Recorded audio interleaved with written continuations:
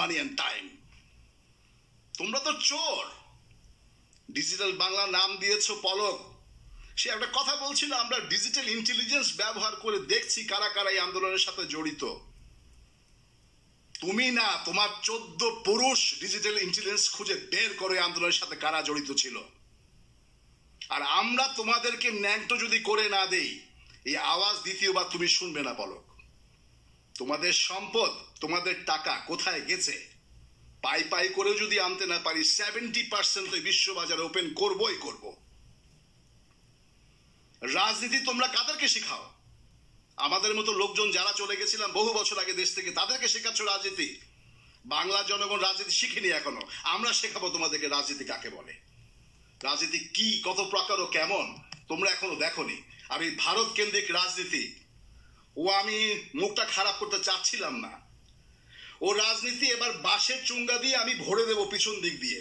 শুনেছি তোমরা নাকি আয়নাঘর বানিয়েছিলে সিদ্ধ ডিম দিতে। আমরা যদি দিতে চাই কি দেব সেটা তুমি জানো না। যাক, সংক্ষিপ্ত করে ফেলি কথাটা। রাগ উঠে যাচ্ছে মাথায়। রাগ যখন মাথায় উঠে যায় তখন আমরা সবাই জানি সিদ্ধান্ত নিতে, সঠিক সিদ্ধান্ত নেওয়া যায় না। শেখ হাসিনা দীর্ঘ যে দশকগুলো রাগের মাথায় দেশটাকে শেষ করে দিয়ে গেছে, সামরিক বাহিনী এটা বুঝতে পারেনি যে উনি রাজনীতিতে আসার সময় একটা বক্তব্যই ছিল উনি প্রতিশোধ নেবেন, ওনার বাবার হত্যার প্রতিশোধ, পরিবার হত্যার প্রতিশোধ। আজকে বাংলার জমিনে লক্ষ লক্ষ প্রতিশোধ পরায়ণ নাগরিক বসে আছে, ছেলে মেয়ে, মা, বুড়ো, যুবক, সন্তান সবাই। এরা যদি প্রতিশোধ নেয়, নৈরাজ্যবাদ শব্দ যেটা বলছো, আওয়ামী লীগের এক একজনের গায়ের মাংস যদি ছিঁড়ে নেয়, তখন তোমাদের কাছে কেমন লাগবে? বাংলাতে আমার মনে হয় না কেউ কথা বলার সাহস রাখে। সবাই খুব মার্জিত ভাবে কথা বলতে চায়। অনেকেই আছে সুন্দর সুন্দর কথা বলেন, আমি দেখি, কিন্তু ন্যাংটো কথাগুলো বলতে কেউ সাহস পায় না। কেন পায় না আমি জানি। ও ডিজিটাল আইন নামক একটা জিনিস তৈরি হয়েছে, গণতন্ত্রের দেশে ডিজিটাল আইন। আর ভারতের মোদি বাবুর উদ্দেশ্যে একটা কথা বলবো, আমি জানি না আমার আওয়াজ ওনার কাছে পৌঁছাবে কি পৌঁছাবে না, তবে পৌঁছাবে, অন্যভাবে পৌঁছাবে। মোদি বাবু, রাজনীতির সময় এখন ভিন্ন, এতটুকুই বলবো। রাজনৈতিক সময়টা এখন ভিন্ন, বিশ্ব রাজনীতি একটু ভিন্ন পর্যায়ে। আর একটা দেশ জাতি বদলানোর জন্য নির্দিষ্ট কিছু লোকের প্রয়োজন, সেটা আমাদের এই যুব সমাজ দেখিয়ে গেছে। শেষ করি খুব দ্রুতভাবে, কারণ ভিডিওটাকে দুভাগ করব, ভিডিওটা বড় হয়ে গেছে, দুটুকরো না করলে এটা যাবে না।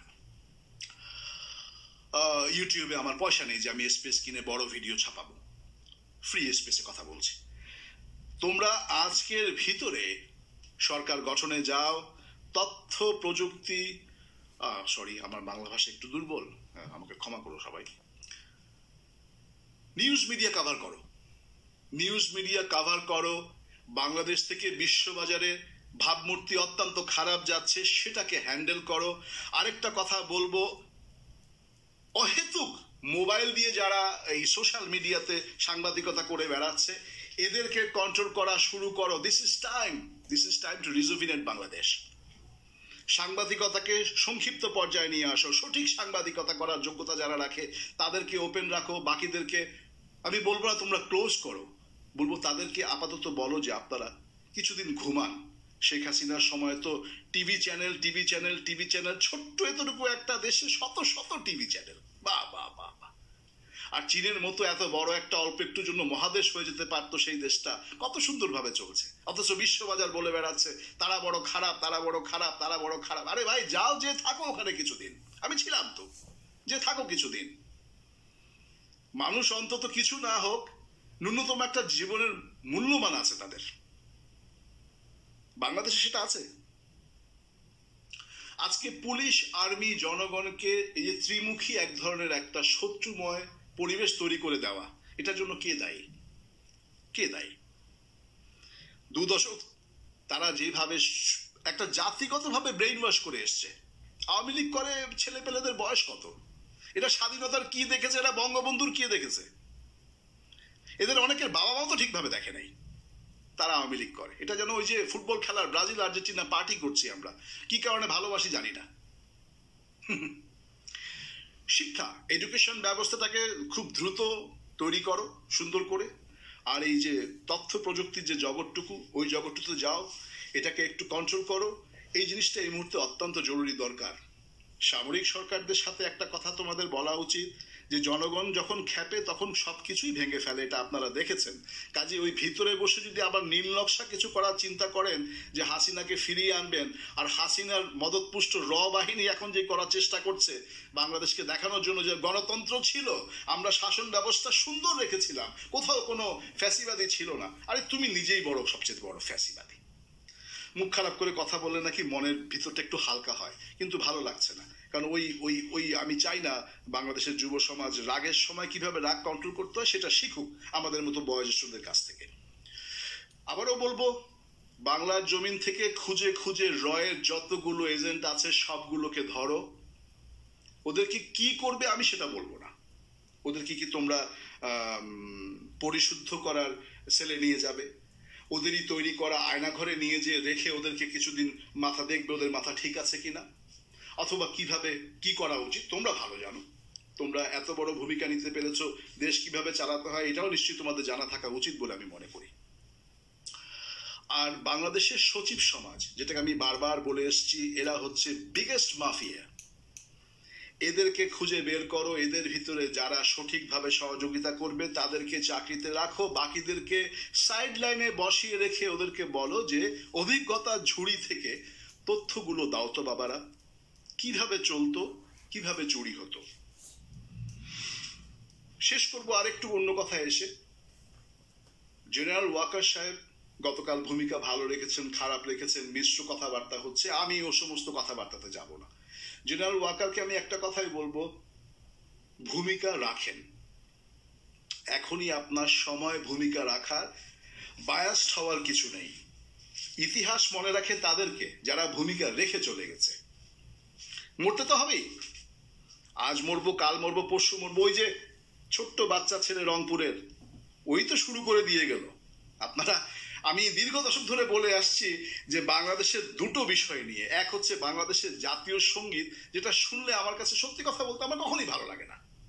আরো কত সুন্দর সুন্দর গান ছিল, কথা ছিল, ওগুলোকে দেওয়া যেত।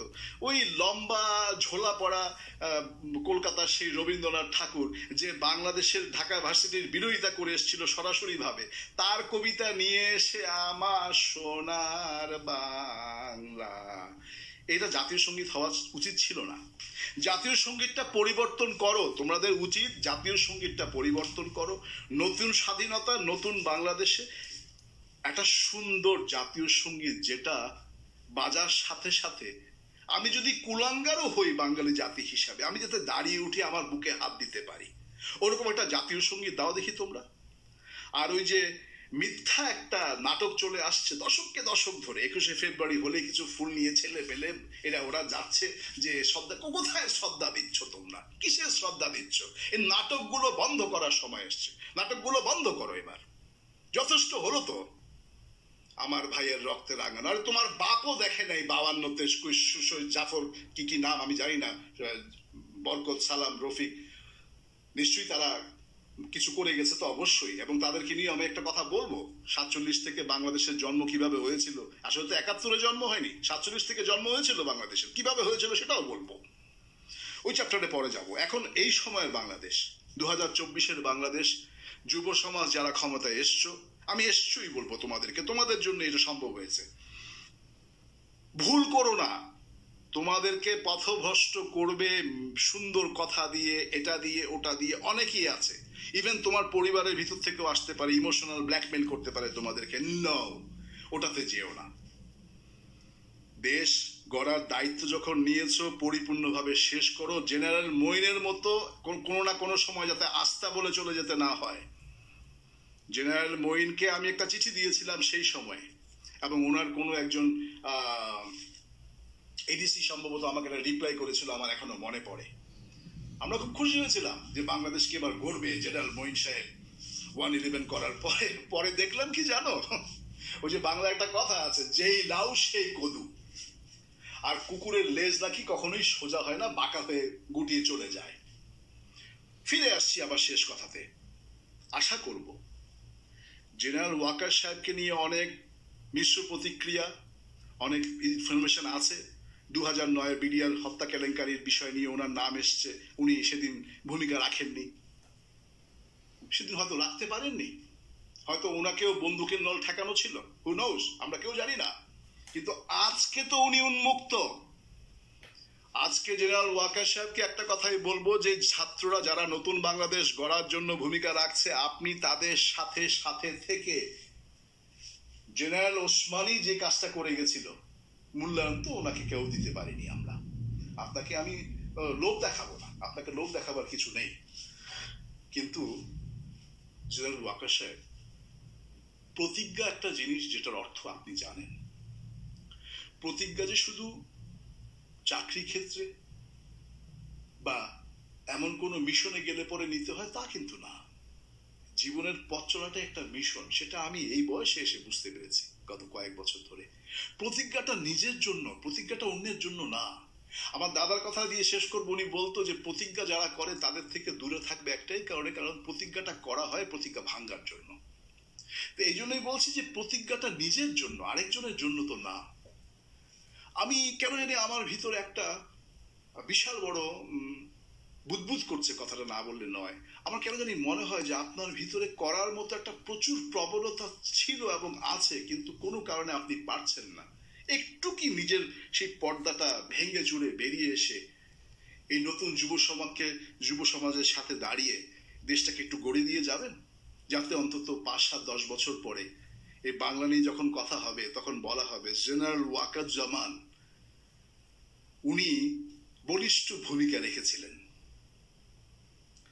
আজ আর কথা বলবো না, সবার প্রতি বিনম্র ভালোবাসা, শ্রদ্ধা, আর আশা করব খুব দ্রুত বিশ্ববাজারে বাংলাদেশের ভাবমূর্তিটা যাতে একটু ফিরে আসে। গতকালও একটু বলছিলাম, আজকে একটু রাগ নিয়ে বললাম এই জন্য যে সকালবেলা ভারতের মিডিয়াগুলোর আওয়াজে আমার সত্যি কথা বলতে আমি আরেকটু যোগ করবো এখন, যদি একটু অনাকাঙ্ক্ষিত কথা। কয়েক বছর ধরে দেখছিলাম বাংলাদেশের প্রধানমন্ত্রী আর ওই যে নারায়ণগঞ্জের আমার চাইতে বড় মাস্তান কেউ হয় না পুলিশের সভায় বসে যে বলছিল, তাদের কিছু বক্তব্য, 24 বছর তাহাজ্জুদ পড়ে। আমি তাহাজ্জুদ কখনো জীবনে পড়েছি বলে মনে পড়ে না, তবে একটা কাজ করার চেষ্টা করছি গত কয়েক বছর ধরে, সেটা হচ্ছে নিজেকে খুঁজে পাওয়া। তো হাসিনার পতন, সাইদের যেদিন মৃত্যু হলো তারপরের দিনও আমি রোজা ছিলাম। রোজাটা কোনো ধর্মীয় কারণে না, নিজের আত্মাকে একটু শাস্তি দেওয়া, যে ওখানে ছেলে পেলেগুলো পড়ে যাচ্ছে, তুমি কেন বসে আছো। শেখ হাসিনা নেমে গেলে পরে প্রতিজ্ঞা ছিল যে 3 দিন রোজা থাকবো, উপবাস বলেন রোজা বলেন, আজকে সেটা প্রথম দিন।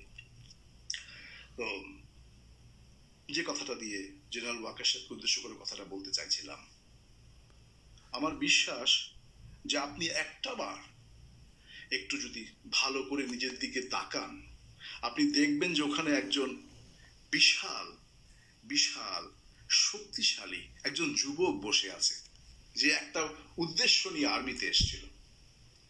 তো সেই মাথা উঁচু করা যুবকটাকে কি আরেকটু বার উঠিয়ে নিয়ে আসতে পারেন সামনের দিকে, তাতে মনে হয় ভালো হয়। কারণ যুবক সমাজকে বুদ্ধি দেওয়ার মতো সঠিক লোকের অভাব হবে বাংলাদেশে। রাজনীতি মহলে যারা আছে এরা তো সবাই শেয়াল, দুঃখিত কথাটা এইভাবেই বলবো।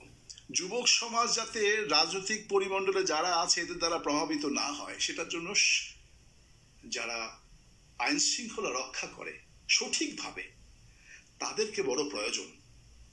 ভুল আমরা তো কে না করেছি, সবাই করেছি, কিন্তু এখন তার করার সময় নেই। ভালো থাকবে।